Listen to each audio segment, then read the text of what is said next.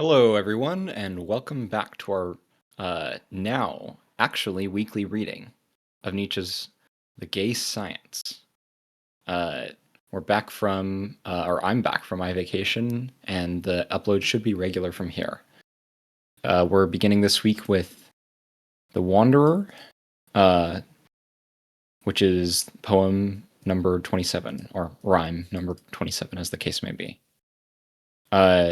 I think we're doing English then German, right, Rumpel? So I'll go ahead and read this and we can go to the German as well.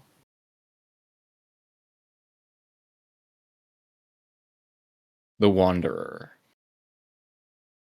No path, abysses, death is not so still.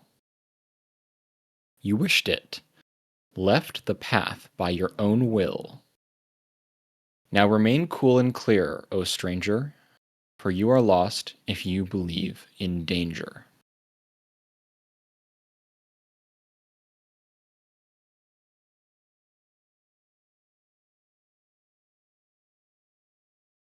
Der Wanderer. Kein Pfad mehr, Abgrund rings und Totenstille. Wo wolltest du? Von Pfad wich deine Wille. Nun, Wanderer, gilt's, nun Blick kalt und klar, verloren bist du, glaubst du, an Gefahr.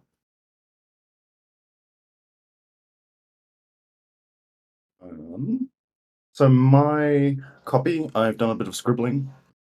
Kein Pfad mehr, no path anymore. Pfad can also be kind of double check the wording, but it reminds me of I think it's also double use for the word thread, like a thread of string. Um,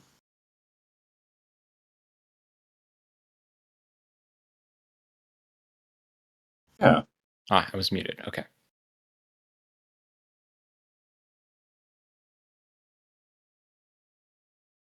So thread of string was which word? Fahrt. Kein Fahrt mehr. Let me double check. Just want to check if that's if the spelling. It's one of those like double meanings.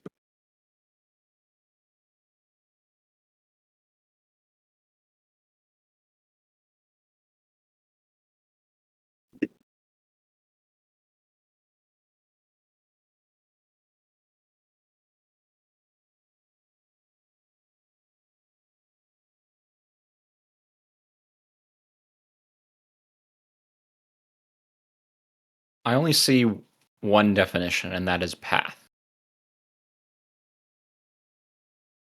Yeah, I think you're right.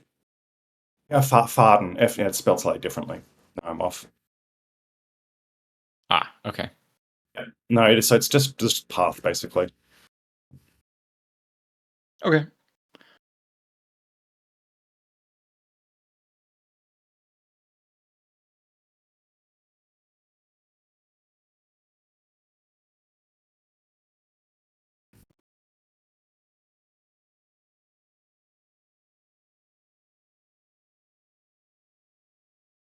So left the path uh, generally is sort of a metaphor, right, for going uh, outside of the area where people generally are, right? The path where people generally travel upon. So in that sense, leaving the path is sort of stepping into the wilderness or stepping into unknown territory.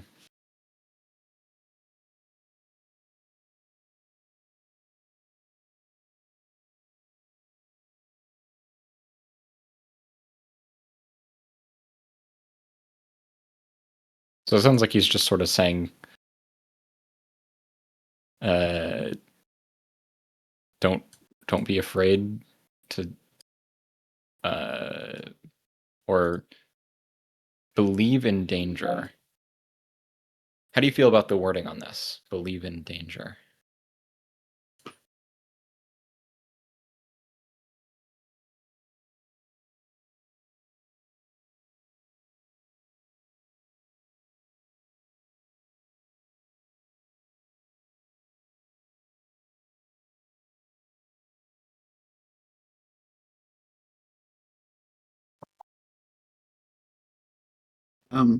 I think that it's going to be throwing it out here again. He's saying believe in danger, the emphasis on belief.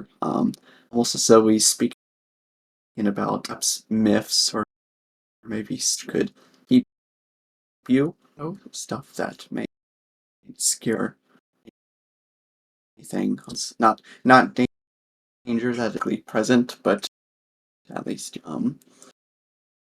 what you believe dangerous.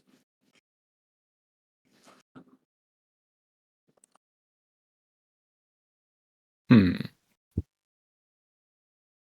I don't know what specifically it could be referring to, so I say myths and stories. It's just me throwing something out there, but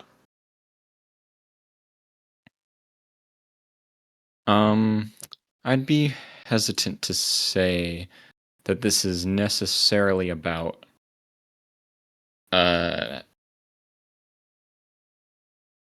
myths and stories. Maybe it's the traveling philosophy of Nietzsche. Maybe it's a traveling philosophy, right? Because every philosopher has a traveling philosophy, you know. Like Hume was a big example of that. He created the traveling philosophy, a philosophy for traveling.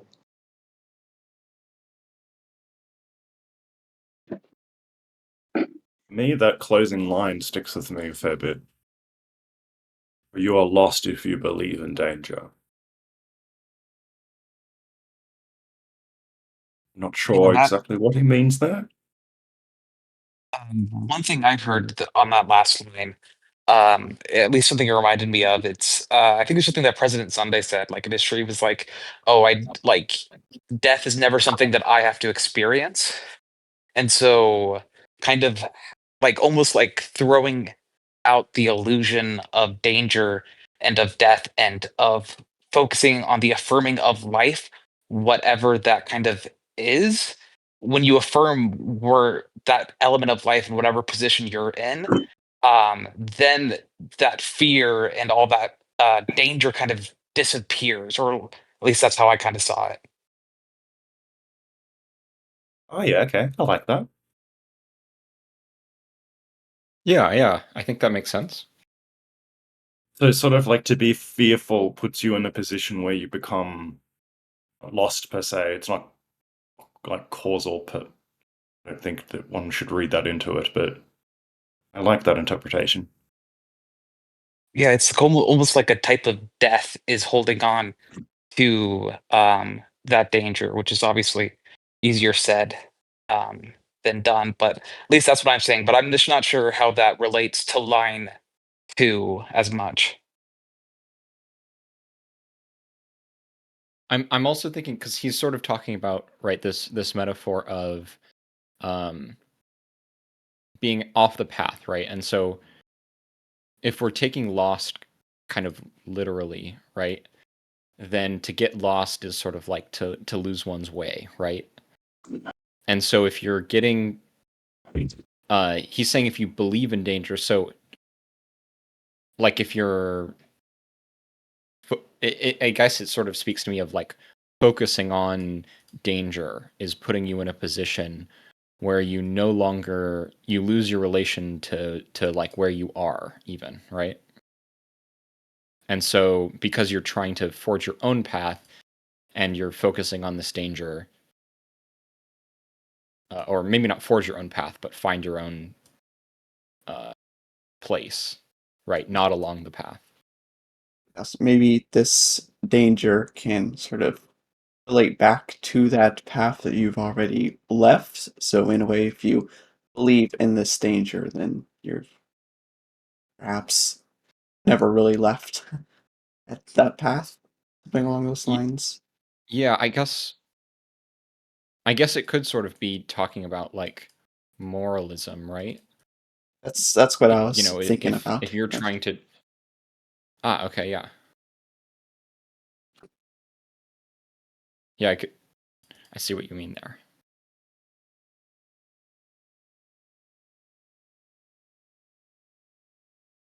And that in that sense if you're focusing on the moralism and responding to the moralists, you don't really have a chance to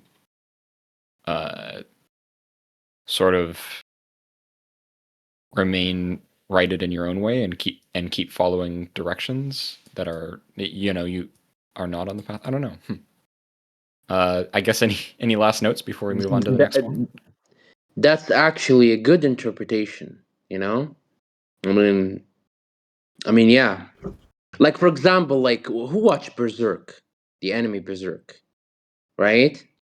When Darlene, right, like was kind of, she saw a danger, right? She saw something like a hideous monster, right? And she was praying, right? Like kind of like almost the moralists when they confronted with danger, you know, they believe that they are lost and they start to pray, right? And it's actually like um the fact that you believe in danger, right? Like that is kind of like the I mean the tragedy, right? I don't know, like that's mean the tragedy. There is some, like, I don't know, I'm living in Muslim community, but there is some people who pray to the danger, you know. So, or some moralist, right, or at least theologian moralist, um you know, you have to pray, you know, against the danger, right? I don't know.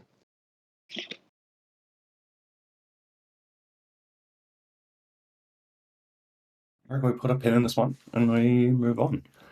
I think this theme, though, will rear its head again, and I could see us 20, 30, 40, 50 aphorisms in further coming back. Sounds good. I'll leave a note. I mean, the wanderer as an image and as a phrasing occurs quite regularly throughout Nietzsche's work, recurring theme. So I'm sure we'll come back to it. Yeah, I think it'll be interesting to come back to it, especially I didn't really talk about reading it sarcastically, which is possible as well. So coming back to it, especially in relation to other discussions on the Wanderer, would be interesting. Number 28, Consolation for Beginners. See, the child is lost among swine. Helpless, he can't even talk. He is always, always crying. Will he ever learn to walk? Don't despair. Soon he will treat you to dances. It is said, once he can stand on his feet, he will soon stand on his head.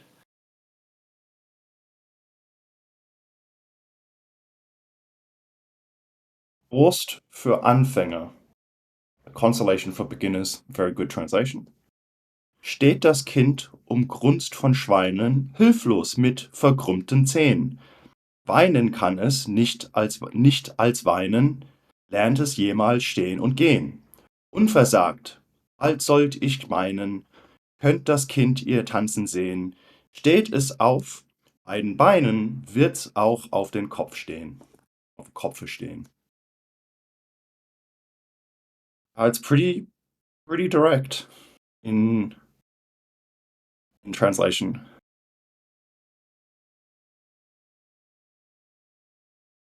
Great. Okay. Glancing over it, there's nothing really. It's a very literal translation, this one.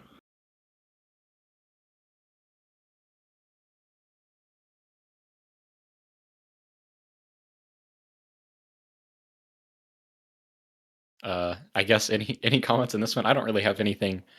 I feel like I need to add I to mean, this one. I don't know. Deleuze mentioned in different repetition the metaphor of walking, right?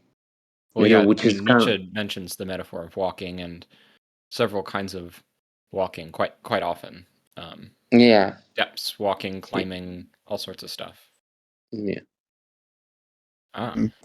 I think Waljian is mentioning possible relation to number 11, which was sharp and mild, rough and fine, strange and familiar, impure and clean. A place where food and sage convene. All this I am and wish to mean, dove as well as snake and swine. Fool and sage convene. I remember, I can't recall who, someone who with a bit of an ecumenical background, I think, dropped some comments back then about which of those were kosher animals and which were not. Ah, yeah, Shakespeare. Yep. Shout out. Yeah, and thank you for Walzian. I think that's not inconsequential that this choice of animal is mentioned again.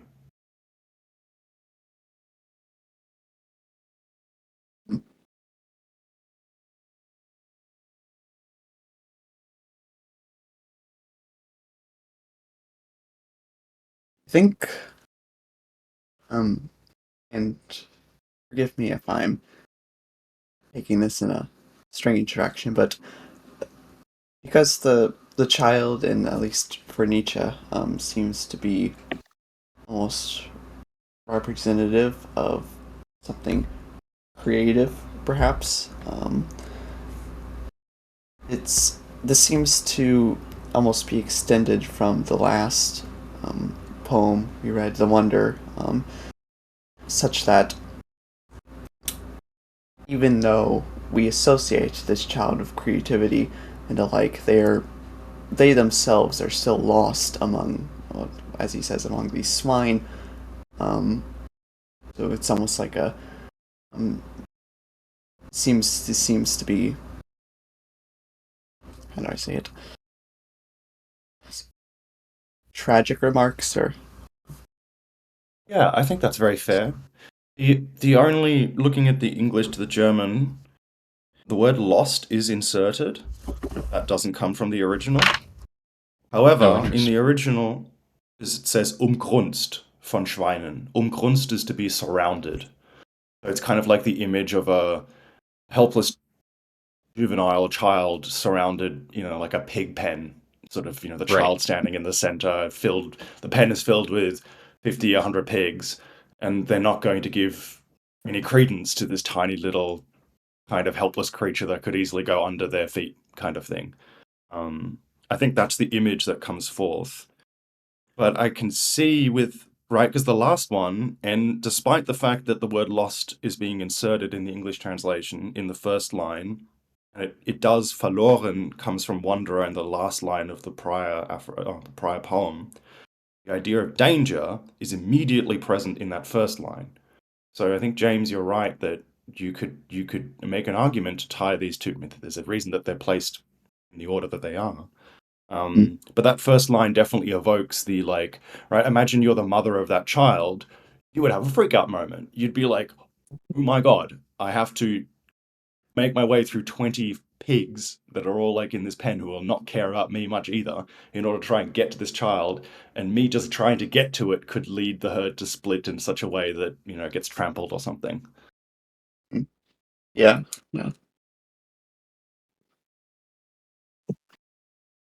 I'm bizarrely reminded of one of the write-in stories to the Well, There's Your Problem Engineering podcast where someone mentioned a feral, like, not feral, I think this was like a farm pig, but it was like the real hog of the herd who just hated everything and anything. And apparently some like visitor to the farm put her child into the pig pen, and like all the farm workers like freaked out thinking this thing was about to get demolished instantly. Oh my God! Oh no!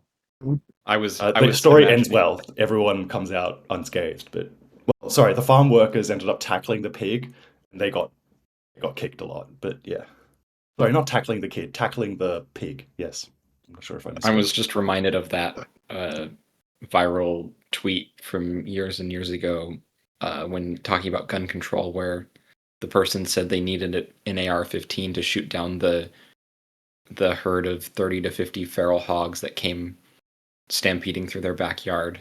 Yes, I remember that. Christ.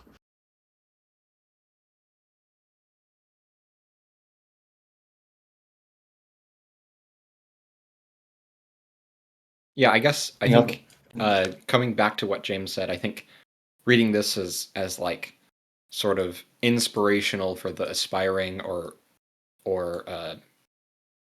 whatever you want to call it, artist, like for the artist who's sort of trying to learn how to walk, right?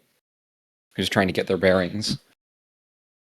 That he's sort of saying it all, and this idea of being lost among swine, I guess, would maybe speak to some of his disdain for many people in the general population. But also, arguably, his contemporaries, the people he's criticizing in his texts. Yeah. The dominant, I can't remember the name of the main one, but like a couple of early Prussian, sort of myth-building historians who he rails against in particular. British psychologists, quote unquote, arguably as well. Yeah. Only Dostoevsky on Twilight of the Idol said that he's a good psychologist, but the only one for some reason. I do remember that, yeah.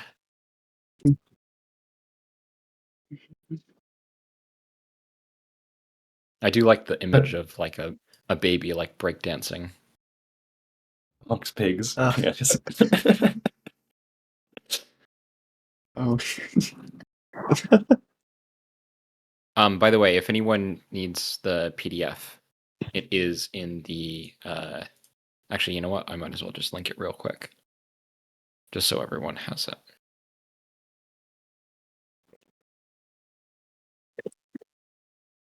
Just in case you're trying to follow along and the screen's a little difficult.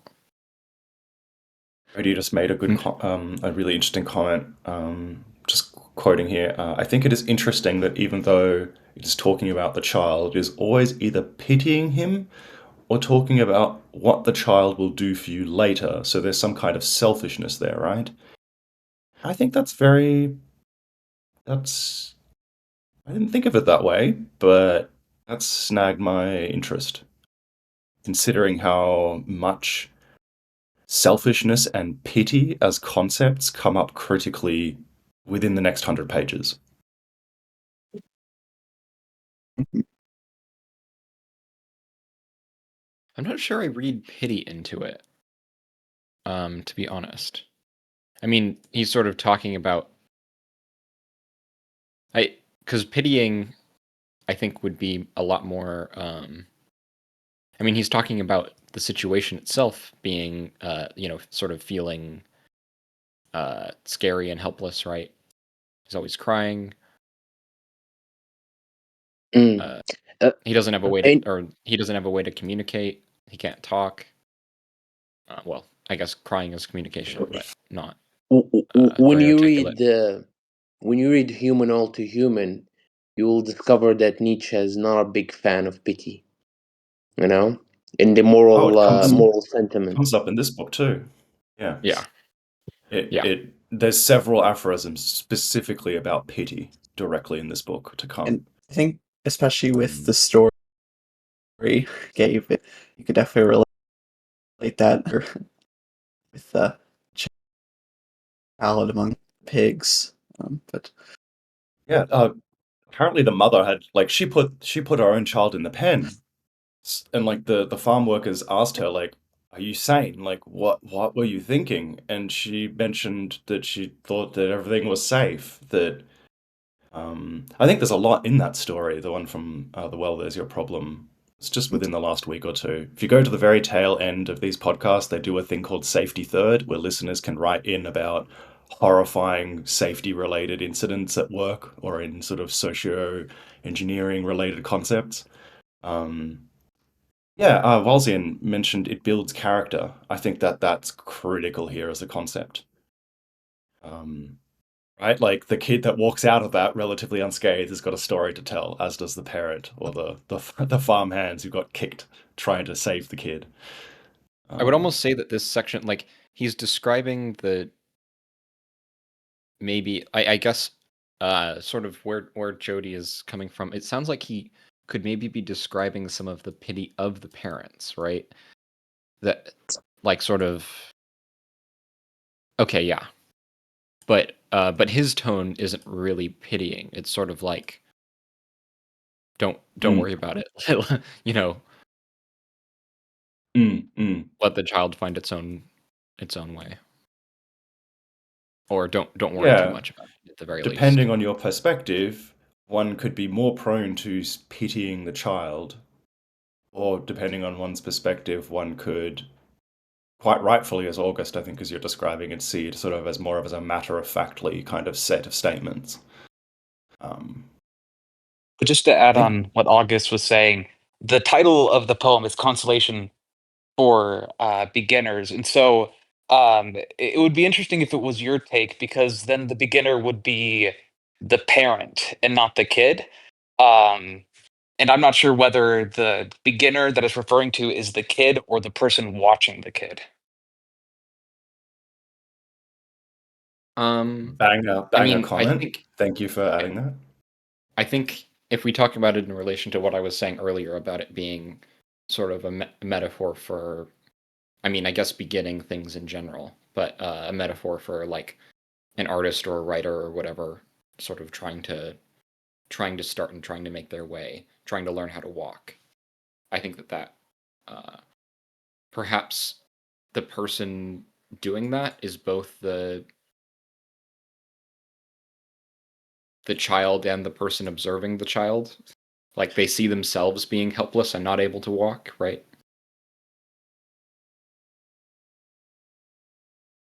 Really like the comments that we've just had in the last 5 minutes.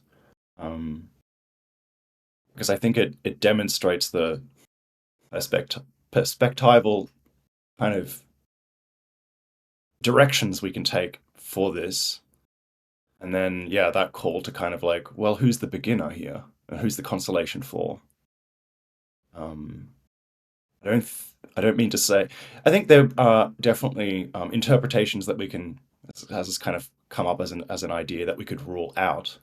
But I liked the kind of the counterpoint, like Jodie's point, and then the possible counterpoint to that, which I see kind of as complementary in some senses. It's just complementary of the different. Are you the mother or the father of this child reading this? Are you a farmhand reading this? Are you the owner of the farm reading this? Are you the local animal, human safety, whatever welfare inspector? I don't know, right? Like, I'm rambling. No, Let's. that could have maybe some sort of merit in the larger points he wishes to make, if you want to emphasize how divided that is among the perspectives. But I just wanted to add that.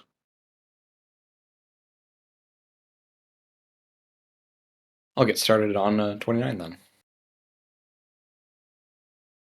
Egoism of the stars. If I did not a rolling cask keep turning endlessly, I ask, how would I keep from burning when I run after the blazing sun?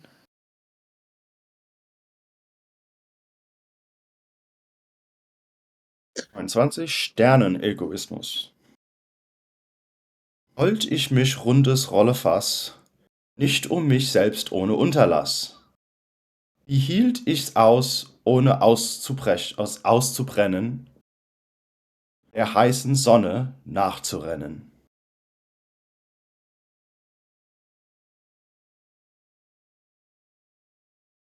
The rhymes sound so good in the German, wow. Yeah. Like,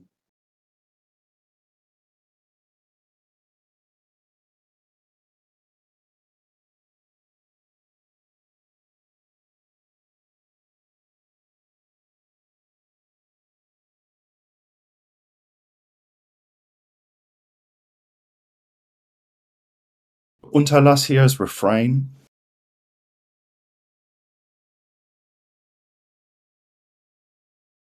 The second line has just been changed in a minor way from translation, just for keep it rhyming in English. But the bulk of it is there.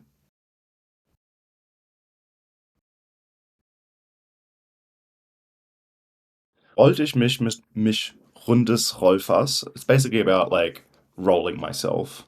And like the endlessness. I don't there's a refrain to do anything about it kind of thing. So there's like an acknowledgement of process, emotion, that one is in, that one is refraining from without refrain. The sort of change, I suppose.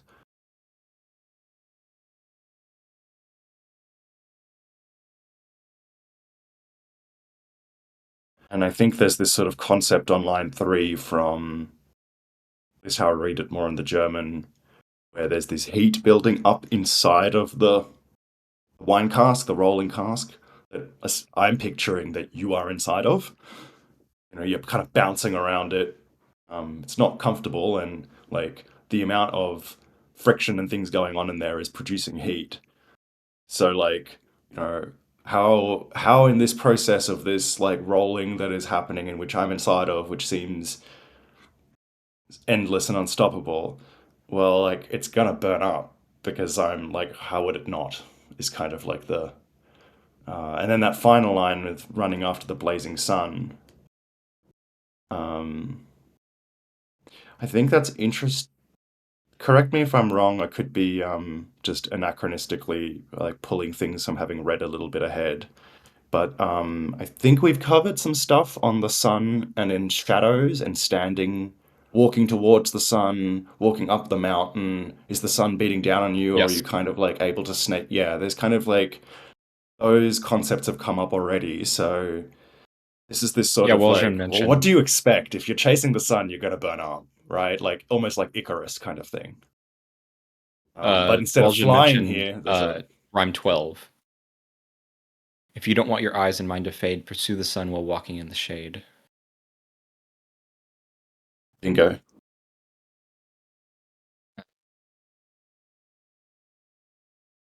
You said that picking up heat. I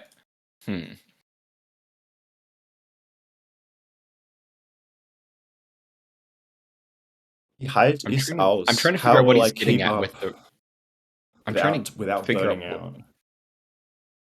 Yeah, I'm trying to think of what he's getting at with the concept of the rolling here. Oh, no, sorry, not burning out. Anzubrennen. Anzubrennen is to begin, like to catch a light.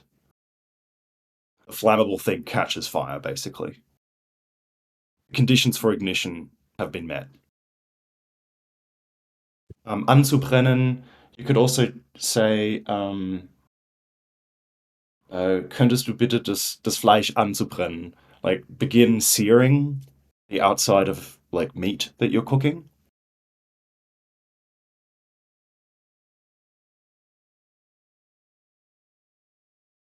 I don't know. But egoism of the stars. My interpretation would be kind of auspicious, but I don't know. But that's contrary to the Nietzschean philosophy, so I will keep. I think. No, go ahead. Sorry. I mean, No, mhm. no, continue. I almost No, interrupted. uh, no. I'm kind of. I will say after that, but like, I don't. I concede. Um, yeah. You Yeah. say? I suppose what I was getting from this, and this is kind of because I did read ahead, but so forgive me for that. But the egoism of the stars here is very important. This little title, as what this seems to evoke for me is even as much as we try to deny this sort of egoism, that it doesn't really go away, right? If he's asking, how would I keep from burning when I run after the blazing sun? It's almost like um, he puts it best, but I'm trying to say how even these virtues which we try to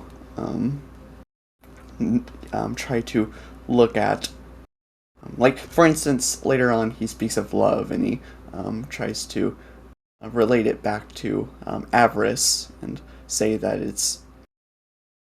I don't want to go too far with that, never. But he's trying to ultimately say, as much as we deny this egoism, as much as we seem to fight against it, it's still there. It's still prevalent. Yes. And you could correct me if I'm taking this in a bad direction, but no, I'm taking this.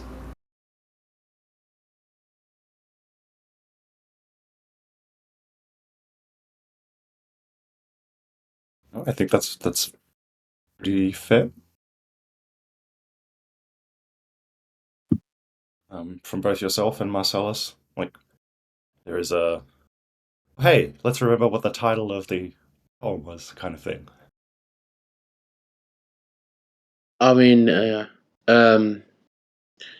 like extended to human, all to human. I'm sure that I'm talking about human, all to human, like all. But in the religious, like in the section, like I think the second section or the third section, I have to revise. But you're talking about the egoism, right?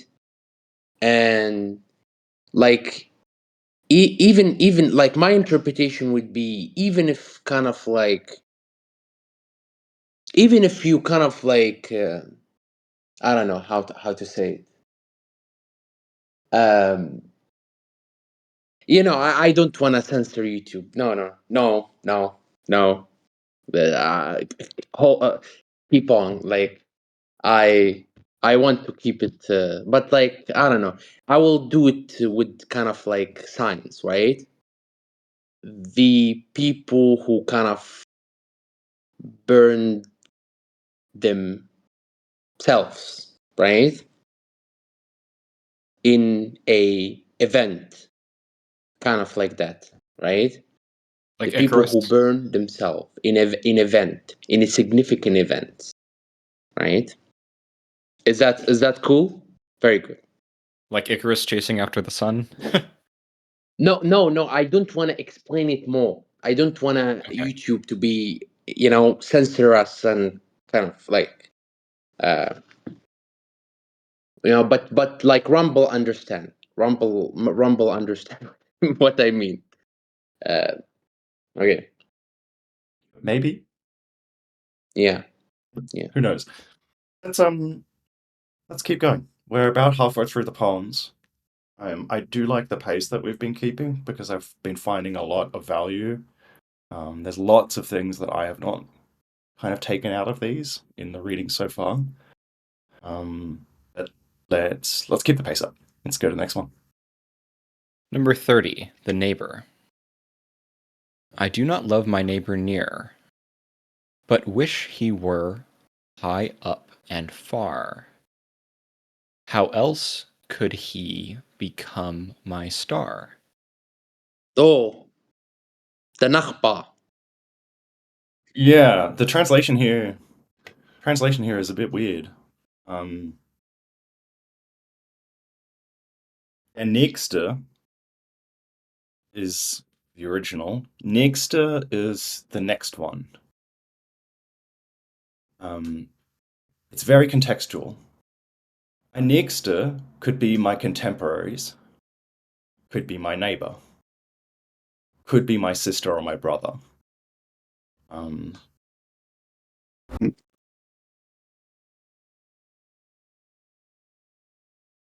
Yeah, so, German. Na hab den Nächsten ich nicht gerne, fort mit ihm in die Höhe und Ferne. Wie wurd er sonst zu meinem Sterne?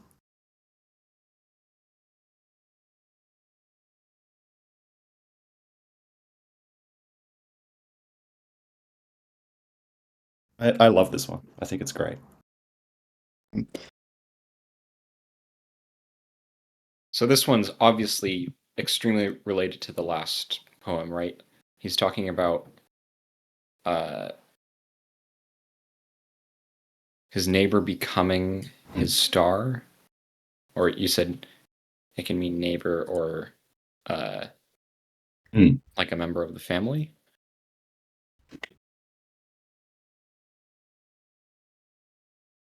but also he's talking about loving his neighbor. Mhm. And the last one was about the egoism of the stars. So I think that there's, I don't know, I'm still making sense of the last one. I suppose if we were to start anywhere, I think it could maybe be referring to he doesn't want to love his neighbors. Obviously, I know saying because of what has just been pointed out, saying neighbor might be a bit problematic, but um, uh, he doesn't want to hold them close to where they originally are, but rather wishing upon them such that they are able to mm, um, almost advance themselves. You could maybe say, um, it, how else could they become a star to them if they're just kept near to the ground, near to where things already presently are, right? Right. This is just what I'm getting from this, almost like um, it doesn't love his neighbors such that they are just close to where they are in their more comfortable spaces, but such that they are able to almost transcend and go beyond those spaces. They are able to advance themselves in a way. Yeah, part of this is sticking with me because I think reading this also in relation to like love thy neighbor, right, and Christianity. Yeah, Rumpel was just mentioning Christian love of thy neighbor from the Ten Commandments. I do think that that's definitely at play here. Okay. Yes, yes. Um, almost like, okay, well, with that in mind, that might make it even better here for our reading or our interpretations because Yeah, yeah. it's like maybe a critique of how Christianity tries to maintain these I know my wording is a bit weird and it probably could be improved by Nietzsche further, but just were these comfortable spaces here that Christianity may keep us um, confined within, but this isn't the type of love From Nietzsche danger. wants. Yes, from danger. Exactly. Yeah. This is yeah, that's great actually. Yeah. Just one thing I wanted to add to what James is saying, because if it was what he was saying, the critique of the Christian love, it's interesting if we take the parallel of how he's talking about distances earlier on in the rhymes, where the middle distance is actually the correct distance to judge something, and so having Yes. this our distance, this star, is actually a way of not looking at the thing and almost deifying it in order to avoid it. Yeah. That's a banger back reference. That was Yeah. number 25.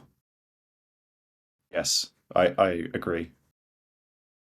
Like the relationality of spatial, the spatial dimensions between your friend, your enemy, your next one, your contemporaries, etc.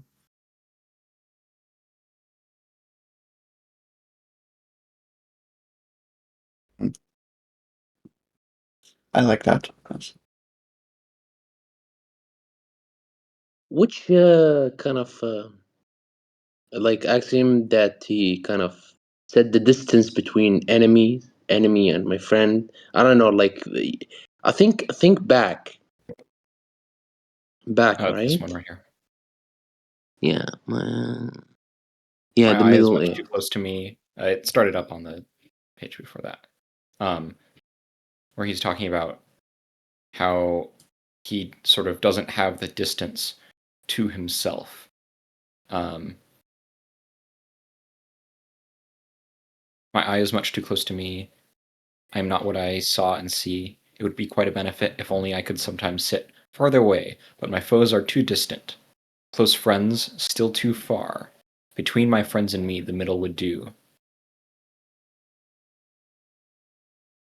That's remind me of Slavoj Žižek, right? In a press conference, right? When he said that, like in COVID, like I don't want, I hate people, right? I hate people, like no, I don't wanna, like, I don't want someone to visit me, like, or anyone, like, or friends or neighbor, right?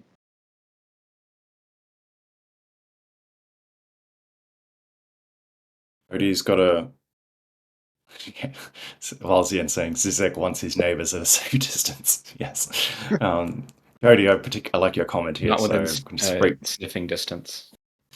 Yes. You need a cloth if you're sitting and to cover yourself if you're sitting in the front row, as well. Anyway, the way I read it. So Jody's comment here is great. The way I read it is, quote, elevate others so they can elevate you. Kind of going into the idea that even when you love your neighbor, you only love them as far as it helps you to love them, not just for some idealist quote for the sake of loving them, if that makes sense. Tying it back to Christianity, IG, you can say it is giving it a more quote tactical reason for love than just the Christian morals. I think you're really onto something there. And without spoiling too much, yes. And I think that Nietzsche would inspect this from a kind of evolutionary, sort of psychologically evolutionary, non-moral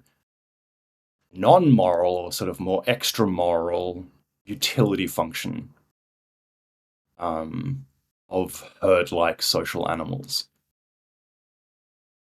I'll leave it at that for the moment. But I think you're onto something there. Yeah. Yeah, because I mean, I think the last one was sort of speaking of the way that we're maybe holding others or holding our neighbors back through this process of maybe like a certain kind of like complacent love, I guess. I mean, to use the words, but I mean, in this sort of Islam, this Christian. Yeah, go ahead. I mean, in Islam, there's حب لأخيك كما تحب لنفسك. Love your brother as you love yourself, right?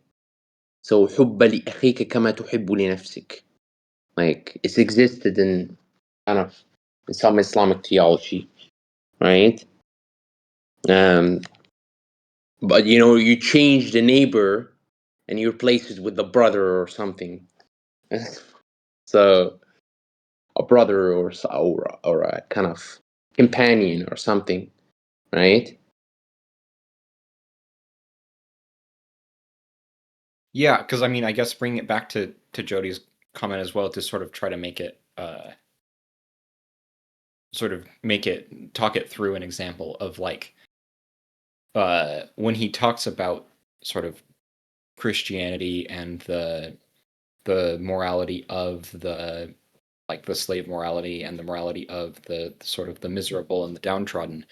I think there could be a way that you could sort of read in you could read that as like the kind of uh love being prescribed there is sort of like a love of being in that position where it's like the love of like if you have a something that you struggle with and you know someone who also struggles with it and you don't want them to recover because it means you don't have someone who's also sort of struggling with the same thing, right? And that's sort of like an appreciation that is holding someone back, right? Or that is sort of self-interested at the expense of someone else.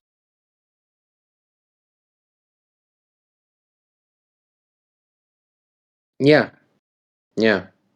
Sometimes interfering in the or loving very much your neighbor, sometimes you will get you between between like you'll get you between a lot of things, a lot of like places that you you don't want to go to, like you don't want to kind of like involve in, right? Like, so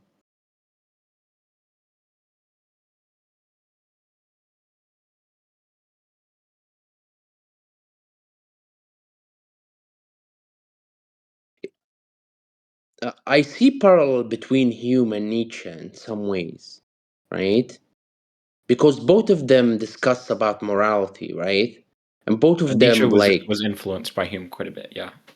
yeah, like I read Hume and like almost like I kind of like I kind of fascinating, especially like I don't know. I don't wanna kind of like Yeah, I think we're YouTube. getting a little off track. Yeah. Let's go into number 31 here. But I enjoyed the discussion. Thanks, everyone. Number 31, The Disgusted Saint. Lest your happiness oppress us, cloak yourself in devilish tresses, devilish wit and devilish dress. All in vain your eye expresses your angelic saintliness.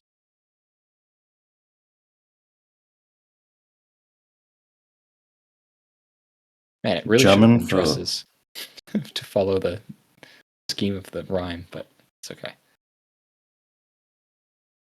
Go ahead.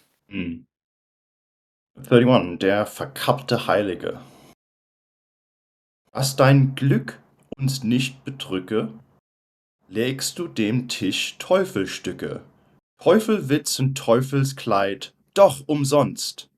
Aus deinem Blicke blickt hervor der Heiligkeit.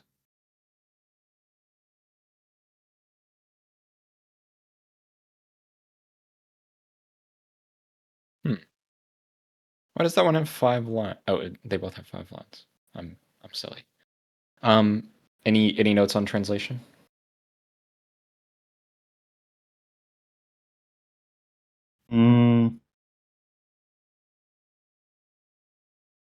That's.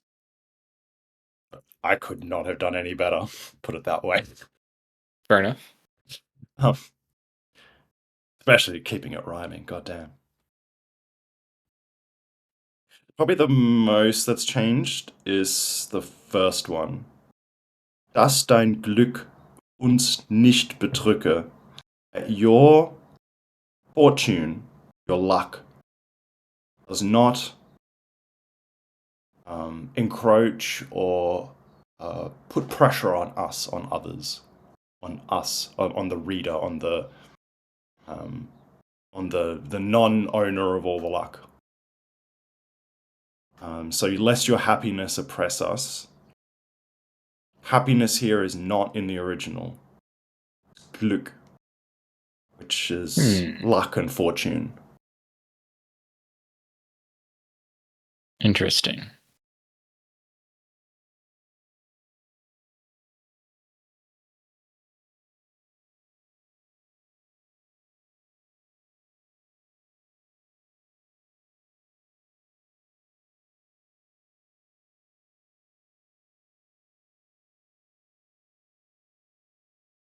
When I look it up, it looks like it means both happiness and luck.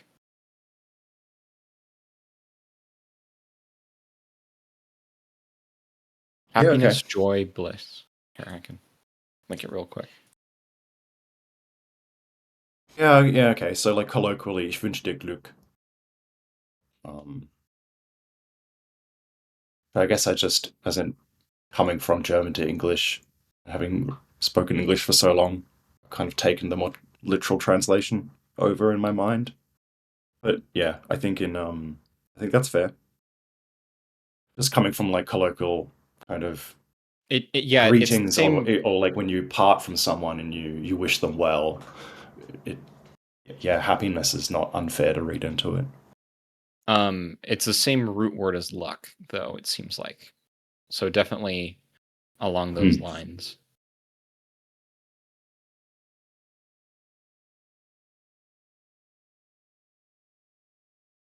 Anyway, so let your happiness or luck, either one. I mean, I don't know how much it really changes the meaning here, but probably not much with that note in mind. Yeah.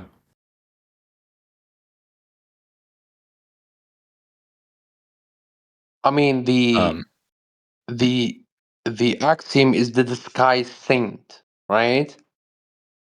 So Yeah, you need let to your cover up happiness. the devilish eyes. Yeah, the cloak is kind of like cloak yourself in a devilish.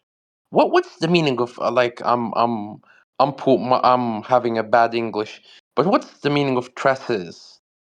Tresses. Tresses. What's tresses?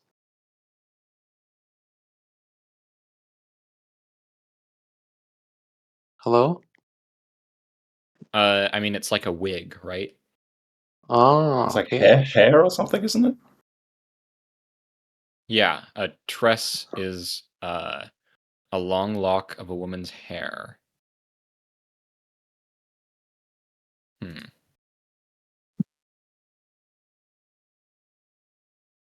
Right, like a plait or a braid kind of thing. Yeah. Yeah, okay, yep. So yeah, it's still Yeah, fitting with Jody that mentioned theme of it. sort of Great. like, you know. Although interestingly, when I put it in translate, it's translating whatever word it is as trinkets. I don't know why that would be.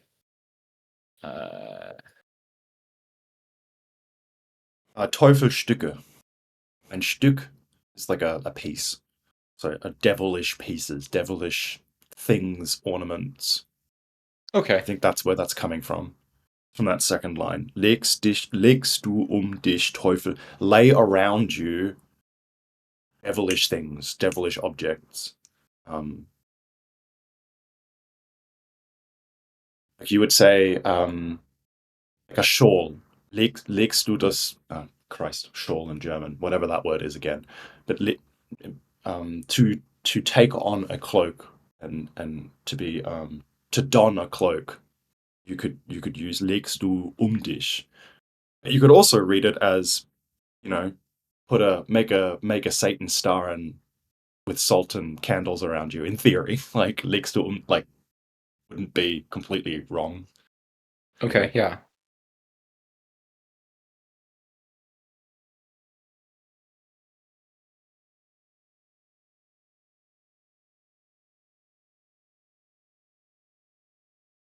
Devilish wit and devilish dress. All in vain, your eyes express your angelic saintliness.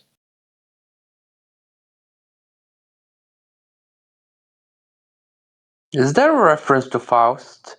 Faust? Faust? Faust? Faust?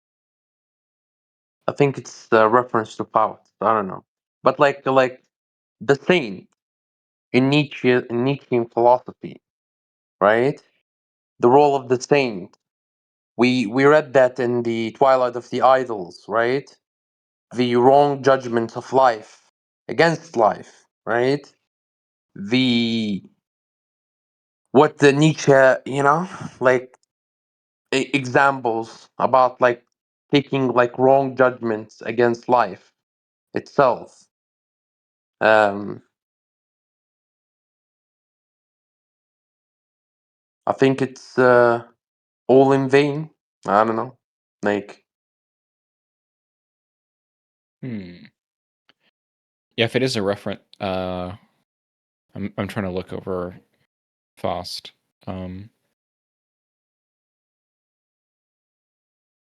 out, out. I don't know. I'm bad in I don't German. know, and I don't know my Faust, so no comments Yeah, from me. Goethe, the poet. He has the Right. character called Faust, the devil or something. Mm-mm. I escaped the German school system and did my primary school here in Australia, so I've not done the obligatory Faust I should have probably done had I stayed.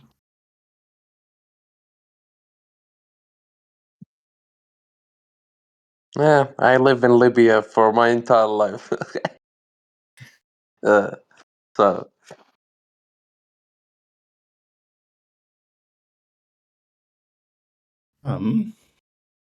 Quick comment here from Recluder. Oh yeah, why are we disguising as a woman?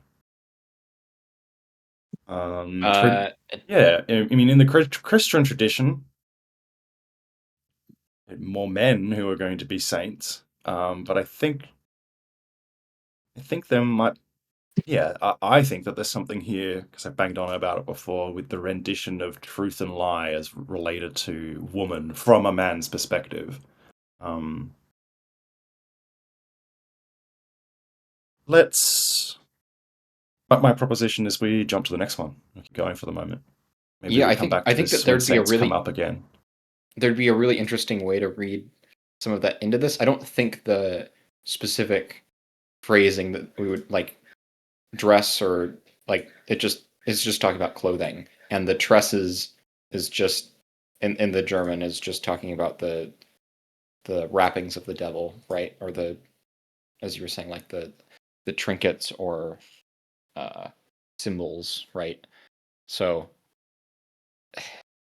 I think that that's an interesting thing that could be read more into, but I don't know that it's all apparent, at If you least in the reading. if you reach Twilight of the Idol, if you kind of reached about into the reading, he mentioned like Goethe, the revolutionary poet. He called him a revolutionary poet, even in Human All Too Human. And I don't know why he called him, Nietzsche called Goethe a revolutionary poet, right? And he has a specific kind of explanation for that, which I forgot, but I want to read it again because it's very important, apparently. Okay, yeah. But I haven't gotten there yet, so. yeah, the vibe that I have there is that there's a respect given by Nietzsche to Goethe for being one of the last of the German great poets who embraced or did not elide away from tragedy. So the C there is Birth of Tragedy from Nietzsche. Let's keep going. Let's do number 32. The Unfree Man. The unfree man. A. He stands and harks. What does he hear? What sound is ringing in his ear? What struck him down? What mortal fear? B. Who once wore chains will always think that he is followed by their clink.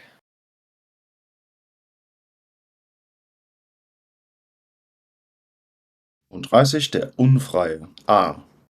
Er steht und hörst. Was konnt ihn irren? Was hört er vor den Ohren schwirren? Was war's, das ihn da niederschlug? B. Wie jeder, wie jeder, der einst Ketten trug, hört überall er Ketten klirren. Yeah, it's very literal.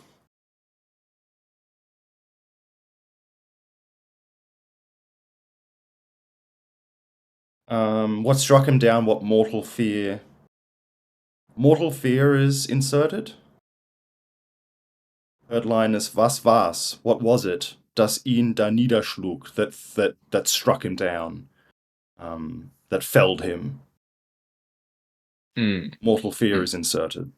That does not occur in the original.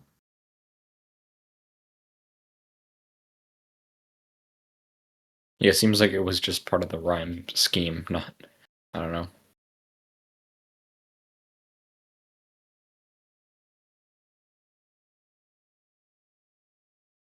I think this. I think thematically it's not unfair for Kaufman to insert it. Sorry, what? I think thematically it's not unfair for Kaufman to insert it. Yeah. Given the themes that we've been covering generally and broadly, I don't think it's unfair for him to have inserted it to keep it rhyming.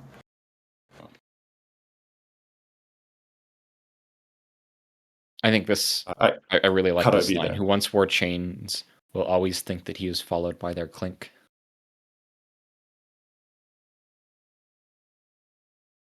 this sort of idea of being trapped in the conditions of slavery or imprisonment, sort of beyond when one is sort of physically free, right? I think it's interesting that it has that ringing and the sound of the clink as like the resonances.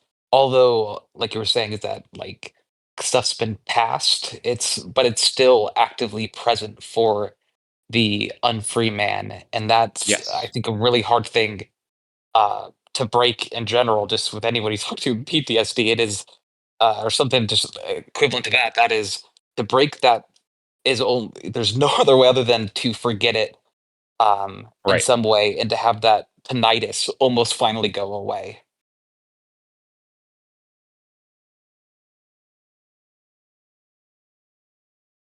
I like your mentioning of tinnitus there.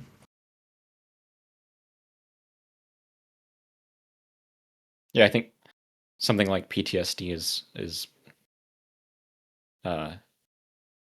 on the right track. I think that makes sense here. I mean, obviously not exactly the thing that we would understand as like clinical PTSD. But even like cultural PTSD in a Right. sense as well. Intellectual. The intellectual, honesty and integrity are big themes through this work. I think there's also this sense of like you'll be doomed to carry around the sort of the intellectual chains of your assumptions and your biases.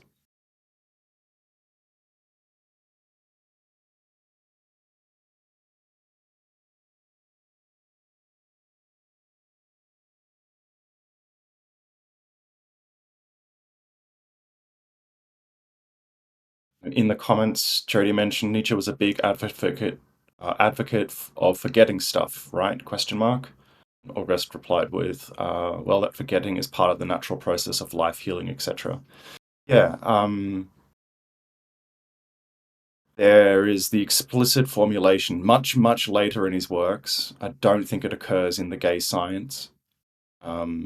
So it's jumping ahead quite a bit to later works where the formulation of memory of the will or the will to memory comes up. And yeah, I think that's a fair comment about the sort of we are biological creatures and forgetfulness is and I'm going a bit off track here. Many of the processes will to something, whatever it is, will to memory, will to power, will to forgetfulness. They are predominantly they're set up as either active or sort of passive functions. With respects to our access to them and control over them. With sort of the argument from him being that we're kind of always kind of more aware only of the finitude of any of these capacities and their struggles, perhaps, rather than like always after the fact, rather than kind of perfectly in control of our faculties, as if we're an operating system demanding of our memory bank the perfect zeros and ones back, with perfect determinacy. There's a setup that some of these are active, some of these are passive.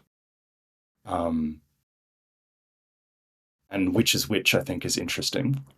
And the relationship then, if this setup is true, to wider, bigger topics like ethics and responsibility.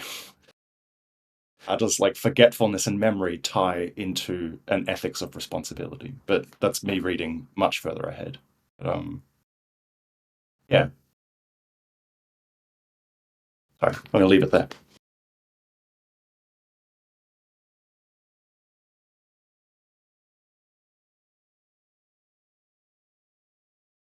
I Just think to add on that, it's so again, this is probably speculating again on kind of what you were speculating a minute ago, but the turning the unfree man into the free man is an interesting maybe question, not to maybe answer right now, but just to kind of hold in our hand, especially in regard to those active versus passive forces, because especially in this is all things that are happening to the unfree man. The unfree man here has no actions that he's doing himself. And so I'm wondering, given these circumstances, is there a way that you can put this into the more active um, voice in a way?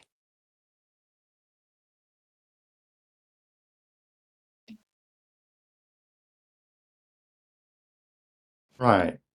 Because this is all past tense. Um, hmm.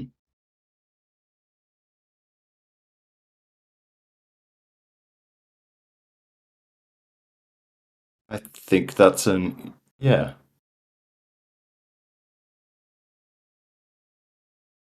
Just one maybe weird thing to maybe just throw out there, because the reason I brought up tinnitus is I'm recovering from a surgery right now, and it has been a tough couple weeks recovery here. And you definitely, there's a lot of despair when you're having those kind of headaches and that kind of ringing tinnitus. But it's almost like, because I did the surgery to kind of really find out some like health answers, and it's almost when you can switch it from, oh, this gave me tinnitus, to me, to switching that to being in the search of health. I gave myself tinnitus. I don't know. That's definitely more out there, but that's kind of what it reminded me. Hmm. Hmm. Hmm.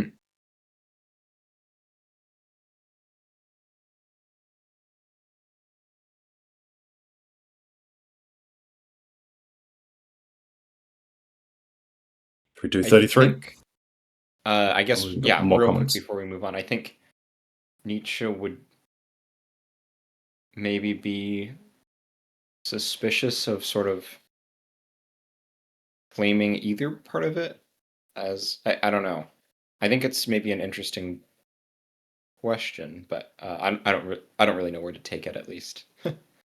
But good luck on your recovery.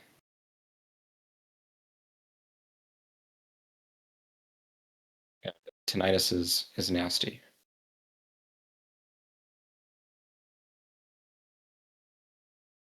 As are headaches, as I am all too familiar with. Number 33. The Solitary. I hate to follow, and I hate to lead. Obey, oh no, and govern, no indeed. Only who dreads himself inspires dread. And only those inspiring dread can lead. Even to lead myself is not my speed. I love to lose myself for a good while. Like animals in forests and the sea, to sit and think on some abandoned isle, and lure myself back home from far away, seducing myself to come back to me.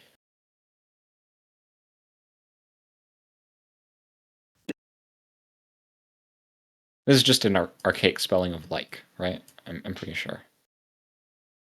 Unless it's a misscan.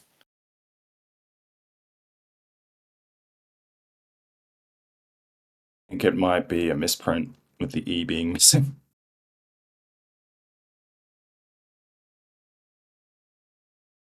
It's got a full space. Look at the gap between the two words. It's not a normal word space. There's a character space for an E. Yeah, I think you're right. You want to go ahead with the German? Cool. Der Einsame.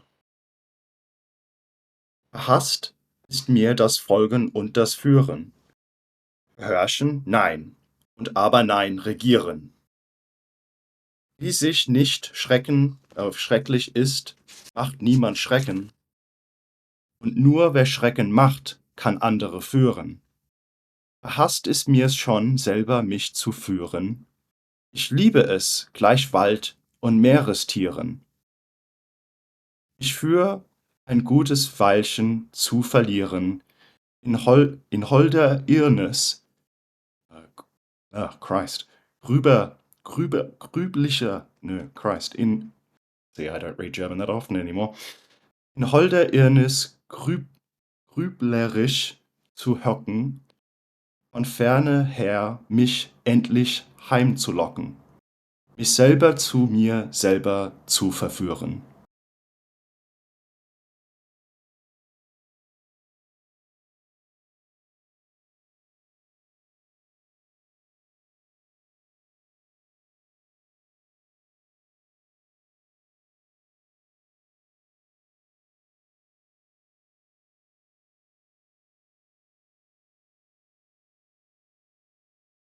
Earness has been lost in the English. That last line. I see that occurring in the...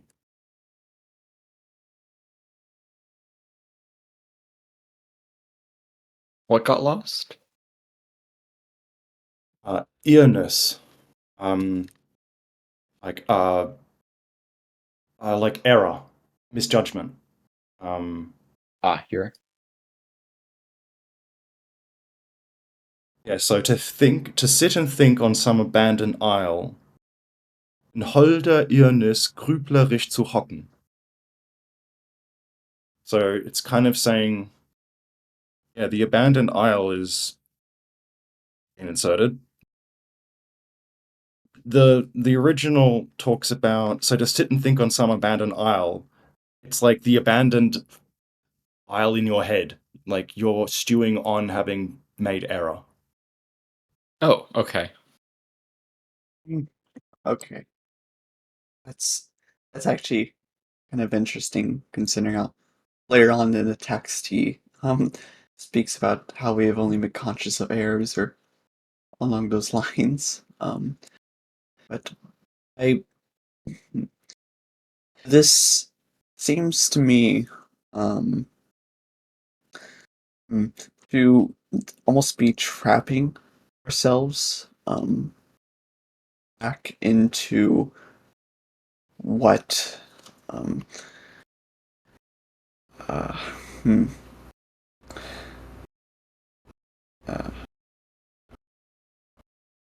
never mind.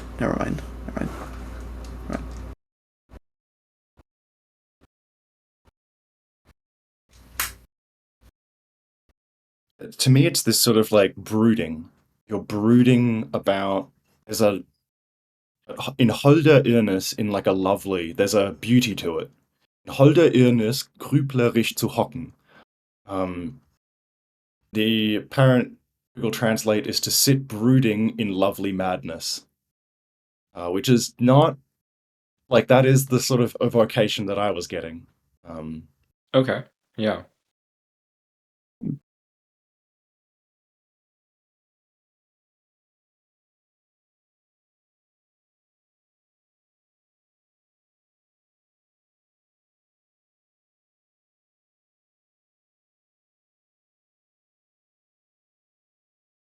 I like this one a lot. Yeah, And so do I I. think that the opening lines about leading and ruling and governing, I think, are central. And I would point people who make statements about Nietzsche having a specific politics to offer, particularly one that is anachronistically read as either liberal or socialist or nationalist. Among many passages, I would point them to this poem, perhaps. Nietzsche's politics is about durability, right? He referenced Machiavelli in one of his work, right? I don't know, maybe in Twilight of the Idol, or I'm mixing like human onto human, but he mentioned the politics about durability. What Nietzsche mentioned? The question is, I'll pose this question: what is the politics of durability, right? That Nietzsche talked about, right? Rumble. Yeah, I think that is a really, really interesting formulation. The politics of durability. And I think we put a pin in it because my mind is going to Vanessa Lem in her reading of Nietzsche with the whole sort of culture versus civilization setup, which is a sort of and somewhat analogous, but sort of related to the whole, Apollinian Dionysian um, dichotomy kind of setup. And I make a note of that. Politics of durability. You know who Marcellus who coined that? Is that like something directly from like human all to human, or is that from a secondary source? I mean, that's directly, I think from human to human, or don't call me on that, but I think from either human to human or the Twilight of the Idol, right? But like I But is it think, is it that yeah. phrasing? Is Mhm. it something that you saw directly in a translation from Nietzsche as first-hand E- text, or e- was e- it e- something that you sort of read secondhand? I read it firsthand, right? And I kind of, I'm in the middle of human to human. Maybe it's in human to human when he mentioned reference Machiavelli, right? But like it stick to my mind, like what's Nietzsche talking about there? I think in human to human. I think I Hmm. will check, after, next time I will check, because I'm planning to finish Human to Human because it's a very long book. It's 2 volumes.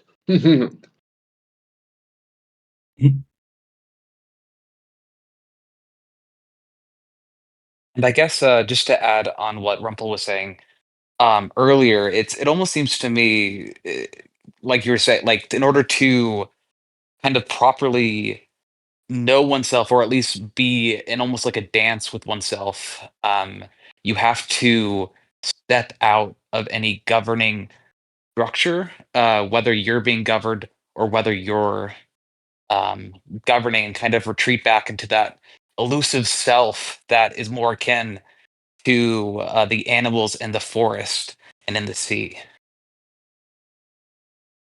Yeah. To me, that Right. also More evokes. Is that it of like Epicurus? experience. Who am I getting it right? Is it Epicurus who famously, like contemporaneously to Plato's time, left the city-state to live out not a frugal for the frugal kind of sake, not for like a stoic reason, but for pragmatic reasons, in the sense that I eat less like amazing things and banquets, and I have less possessions because I don't have a city wall and the city guards to police and protect my property as a free, Athens kind of citizen, as a slave owning male citizen of Athens. I'm going to leave all of that crap behind because fuck the city state, and I'm going to do my own thing. But I'm going to kind of live within my means and not attract the wrong attention kind of thing either. I think it's Epicurus, unless I'm getting that wrong. Yeah, Uh, Epicurus. yeah, it sounds like it's right, but I'm not super familiar with the story. Because there's a sense of like prudence almost as first philosophy or as over philosophy for him, that I'm reminded of here, and that same prudence is kind of also in what you just mentioned about the dance that one does with oneself. Yeah, and not just the dance with oneself, but also the dance kind of with the history and kind of the past that's come to form the self, not just of human, but also of animal. Yep. There is an explicit mentioning of all of the sort of the living back or rejoining nature somewhat more, right? Like the Meerestieren, the Wald, the forest and sea creatures that you are going to kind of like hang out with.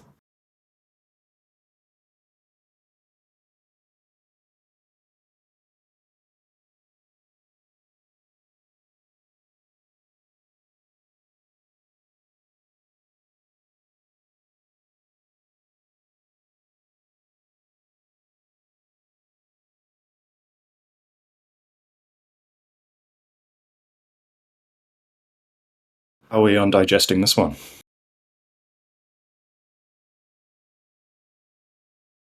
Does anyone have any other thoughts or interpretations that they took? Even if they were just first-hand interpretations that you've now thought differently of? And following the discussion, still interested if anyone has anything. I think this line is sticking out to me. Only who dreads himself inspires dread.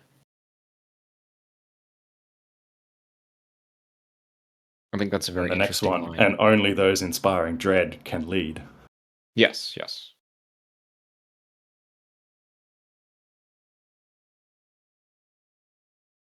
Sort of like an interesting sort of psychological account of like alienation, right?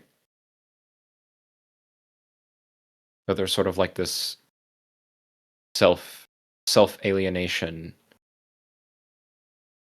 allowing for uh the kind of alienation of leading. Yeah. Like, what animal other than humans are afraid of themselves in this capacity? Right? Wer sich nicht schrecklich ist, macht niemand schrecken. If you can't scare yourself, be monstrous to yourself. See the monster that could be there. How are you going to inspire that the fear of that monstrosity unto others?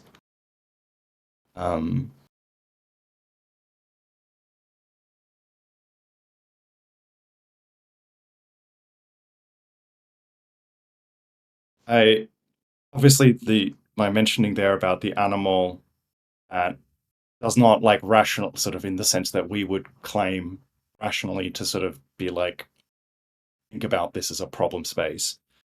But there's still a likeness, right? Like predators who are territorial acknowledge the danger that their like counterparts, literally the other lion or the other cat or the other whatever territorial creature, could pose as a threat to it on its hunting grounds.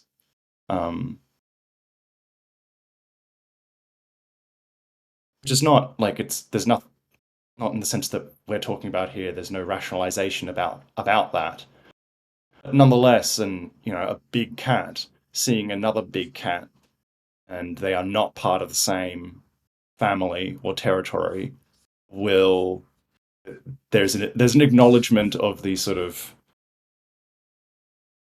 acknowledgement is the wrong word. Christ,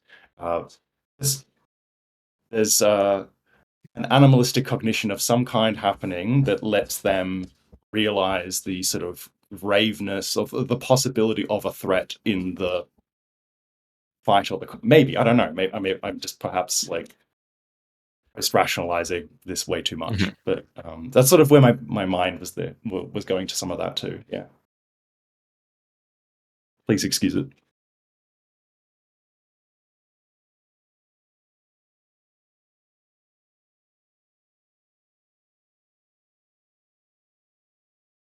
Yeah, I mean, I think the phrase of something like lead myself reminds me a lot of sort of like self-help and like almost like manosphere and that sort of whole like also even more like yeah, self-help and like improvement type stuff and discipline, I guess, is basically like the idea of like you have to be your own drill sergeant, right? This kind of idea of being harsh and stern and sort of commanding yourself, right? And not allowing yourself to sort of experience and uh, and have these like I mean I guess experience would be where I would sort of go with it because he's sort of talking about here.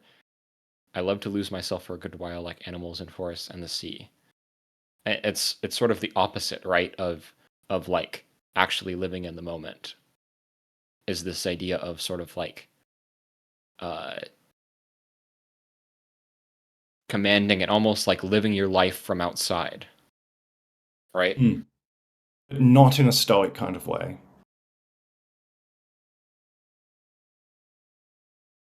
Yeah. Like, if we're going to read either a more Epicurean or a Stoicness into these passages, I would lean heavily more on the Epicurean rather than the Stoic, insofar as either is present. Okay, yeah.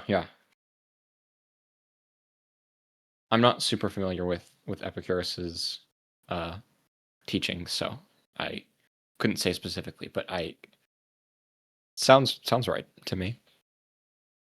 Jody says, It's like I kind themes of read of that. prudence and frugality that come up for me in Epicurus, but as distinctly different to how Stoics kind of relate to those domains of life. Jody says that they read it as leaving the symbolic and entering the real, kill the superego for a bit and give in to the primitive urges, like animals in a forest. Your notion of I think you're not. I think it's a good comment, but I do think to be a little more careful with your. I mean, I guess I'm not super familiar with Lacan's formulation of the superego, but I'm pretty sure that that's Freudian specifically, right? And I don't think Freud had a concept of the real, but could be wrong on that. Yeah, also I'm the not well read on kill, either. like kill the cop in your head, like that rendition. I think, if we were to apply that to Kill, Nietzsche, it's more like my let argument would go. be that you can't. That Nietzsche would argue you kind of can't, and if you succeed, there's a lot that you weren't really necessarily involved with, or that you might, like, your direct faculties might have only, to a certain degree, led to you successfully killing off some part of the superego. Yeah.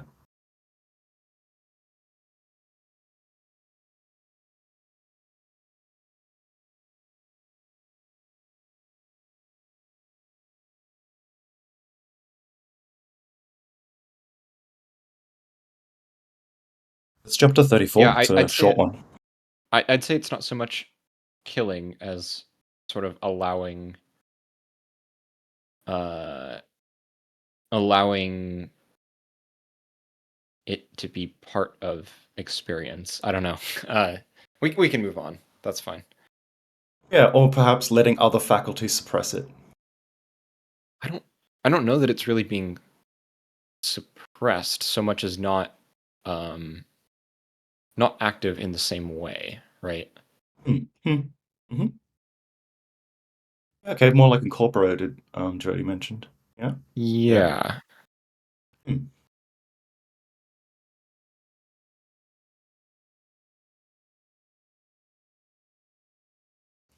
And do we have any Latin, quote unquote, speakers in the room for this next one?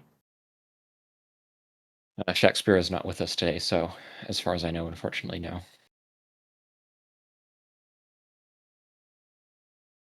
Seneca et hoc genus omne.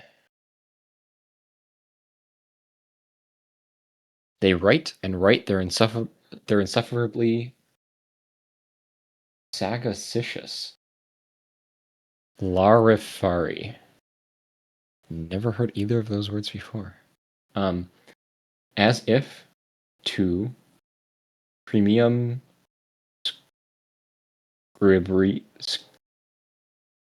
scribier.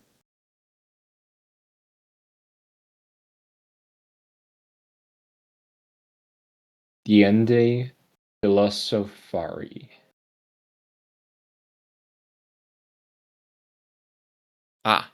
According to philosophy, premium scribier, diende philosophari, first write, then philosophize. Yeah, I'm sure the footnotes has the translation as well. By the way, yes. sorry. No, finish. I interrupt.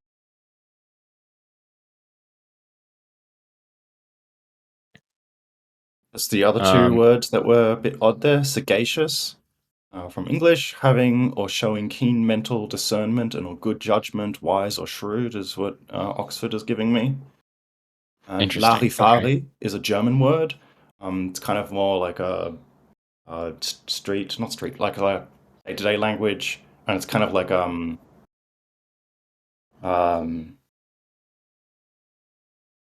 like not nonsense. I don't know. Mist. No, not mist. Mist is more negative. It's frivolous, frivolousness, or something like that. You have to look it up.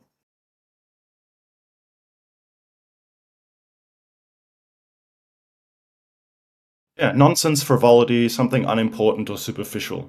Airy fairy. Yeah, that's a really good kind of English. It sounds like it's sort of like scribblings almost. Yeah, so, but, right, like, to put the two words together is crazy. Sagacious Larifari. Like, keen, incredible mental discernment. You're like Kant, you're wise and shrewd. Larifari at the same time. Like, it's, I think it's a great jibe. I also Uh, like you can just change it to Lottie Dottie and it basically means the same thing. Yes, yes, yes.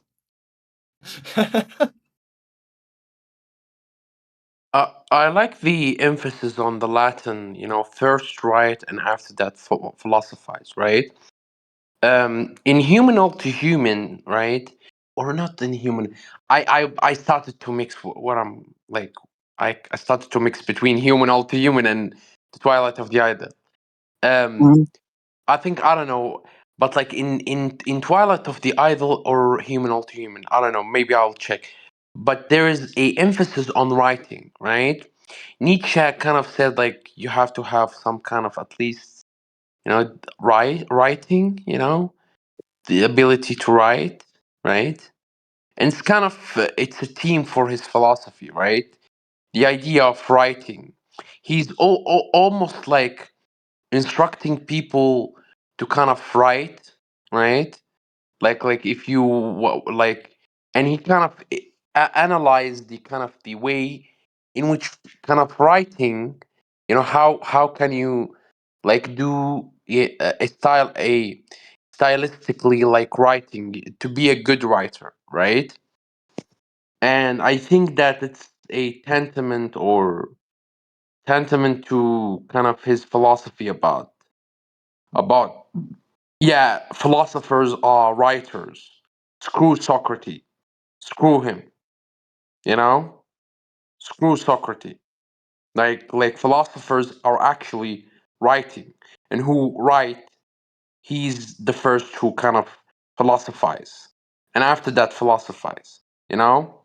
And I think it's an ironic, like, I don't know, an ironic or post-ironic kind of artist move from Nietzsche because he laughing at Socrates, who we don't know that he write or not.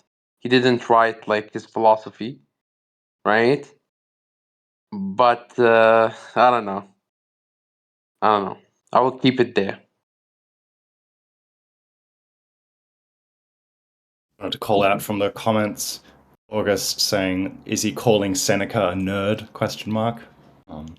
I was It's got being a couple of funny. good Yeah. emojis to it. Yeah, and Astro Princess followed up with, "Nietzsche is like the reincarnation of a jock inside of a crippled poet's body, and I adore him for it." I think that's a banger comment too. Thank you. It's true.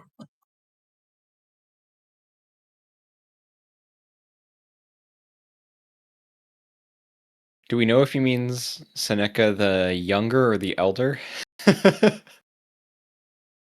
uh,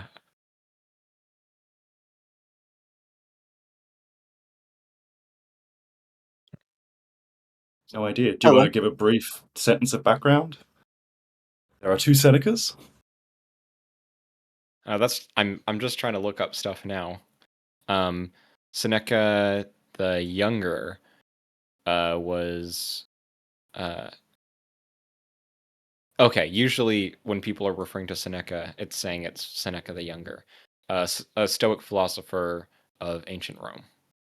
Yeah, that's who he's talking about. Yeah, I remember Hmm. this phrase first right after philosophize I think it has something to do with Seneca's writing, but I'm trying to figure it out. I remember it being referenced in something, but I'm having trouble remembering. I feel a bit less bad having wanked on about Stoicism and Epicurus now for the last, 5 minutes beforehand. Ah! Okay. First write, then live is what he's playing on. Okay. So Seneca had a phrase, first write, then live. Yeah. I mean, writing and philosophizing nonsense, right? Oh, wait. No, I'll got that a little wrong. Let me make sure that it's hard to find. Okay. I just want to get the full pun here. So, Larifari, I get, but what is primum scribere and what is deonde philosophari? I've mispronounced all of that, but what are the next lines there? What do those mean? Yeah, fair call out. Someone beat me to it if I don't. We don't have a footnote for the third line, primum scribere. Again, and the last line we do have a footnote from Kaufman, which is first write after eyes. Hmm. And my guess here is because the footnote 5 on the last line, but the Latin runs between the two lines as Nietzsche formulated it. My guess is that that's actually the full.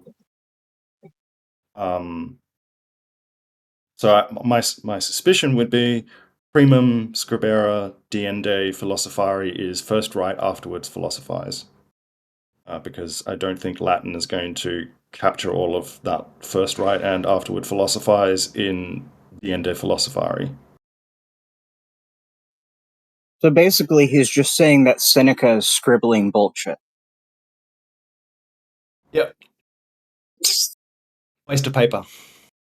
I love that. And slaves who had to make it. Okay, so it seems like the play on words here is after Aristotle, where one translation of one of his dialogues there, it says first live, then philosophize, where it's sort of like have experience, then sort of reflect and philosophize about experience. And it seems like Nietzsche's sort of Well, it making seems fun like of the that. implication there. I mean, this seems counter to a lot of Nietzsche, but it feels like the implication there is to think about what you write first, and that's the most you can get out of it. I don't know. Perhaps there's a simultaneity in that process. That It would maybe probably to be more bring with it that back to. idea. Sorry, I think Jody. I'm going to try to look for a secondary source on this because this is interesting and I feel like I've heard this referenced in something else. So I'll try to bring some notes for next time. Actually, we're probably going to leave off here. It's Jody, I want to give you an opportunity to add that comment because I feel like I cut you off from it. Did you want to add anything still?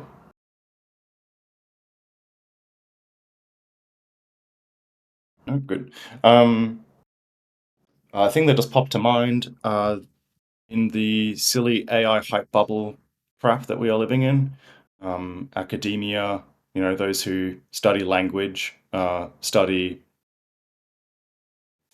meanings like sign systems, language, and people who do, the nicer, the sort of more critical aspects of neuroscience, have long been writing about kind of the silliness of some of the propositions being made, for solving hard problems with quote unquote LLM AIs. But there's a paper that's come out this last week that I saw floating around, making the rounds in the scene, and in the tech scene as well. I think it's a pre-publish, but effectively the title was something along the lines of writing and thinking are inherently related. And it was effectively making a counter argument that perhaps quite obvious to maybe many of us here, that if you outsource, the production of your writing to an LLM, you are fundamentally misgoing or foregoing a level of critical thinking that is hitherto been ideally, hopefully, part of that process or more part of that process.